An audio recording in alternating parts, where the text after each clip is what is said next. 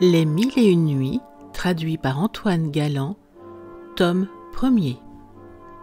Nuit 28. Dinarzade, suivant sa coutume, n'oublia pas d'appeler la sultane lorsqu'il en fut temps. « Ma chère sœur, lui dit-elle, si vous ne dormez pas, je vous supplie, en attendant le jour, de me raconter un de ces beaux contes que vous savez. » Scheherazade, sans lui répondre, commença d'abord et adressant la parole au sultan. Histoire de 3 calenders, fils de roi et de 5 dames de Bagdad. Sire, dit-elle, en adressant la parole au sultan, sous le règne du calife Haroun al-Rachid, il y avait à Bagdad, où il faisait sa résidence, un porteur qui, malgré sa profession basse et pénible, ne laissait pas d'être homme d'esprit et de bonne humeur.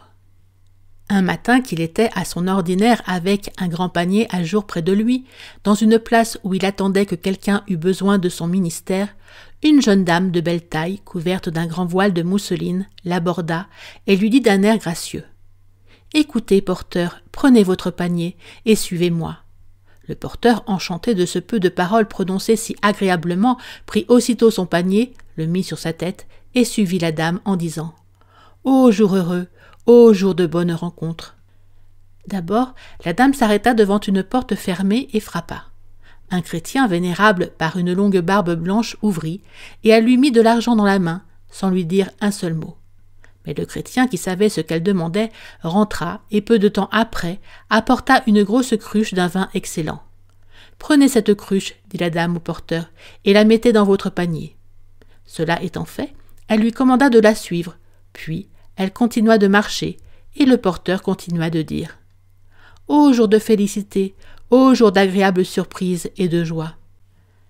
La dame s'arrêta à la boutique d'un vendeur de fruits et de fleurs, où elle choisit plusieurs sortes de pommes, des abricots, des pêches, des coings, des limons, des citrons, des oranges, du myrte, du basilic, des lys, du jasmin et de quelques autres sortes de fleurs et de plantes de bonne odeur. Elle dit au porteur de mettre tout cela dans son panier et de la suivre. En passant devant l'étalage d'un boucher, elle se fit peser 25 livres de la plus belle viande qu'il eût, ce que le porteur mit encore dans son panier par son ordre. À une autre boutique, elle prit des capres, de l'estragon, de petits concombres, de la perce-pierre et autres herbes, le tout confit dans le vinaigre. À une autre, des pistaches, des noix, des noisettes, des pignons, des amandes et d'autres fruits semblables. À une autre encore, elle acheta toutes sortes de pâtes d'amandes.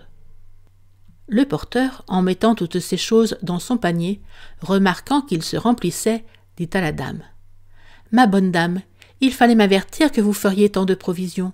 J'aurais pris un cheval, ou plutôt un chameau pour les porter. J'en aurais beaucoup plus que ma charge pour peu que vous en achetiez d'autres. » La dame rit de cette plaisanterie et ordonna de nouveau au porteur de la suivre. Elle entra chez un droguiste où elle se fournit de toutes sortes d'eau de senteur, de clous de girofle, de muscade, de poivre, de gingembre, d'un gros morceau d'ambre gris et de plusieurs autres épiceries des Indes, ce qui acheva de remplir le panier du porteur, auquel elle dit encore de la suivre. Alors, ils marchèrent tous deux jusqu'à ce qu'ils arrivèrent à un hôtel magnifique, dont la façade était ornée de belles colonnes et qui avait une porte d'ivoire. Ils s'y arrêtèrent et la dame frappa un petit coup. En cet endroit, Scheherazade aperçut qu'il était jour et cessa de parler. « Franchement, ma sœur, dit Dinarzade, voilà un commencement qui donne beaucoup de curiosité. Je crois que le sultan ne voudra pas se priver du plaisir d'entendre la suite. » Effectivement, Schahriar, loin d'ordonner la mort de la sultane, attendit impatiemment la nuit suivante pour apprendre ce qui se passerait dans l'hôtel dont elle avait parlé.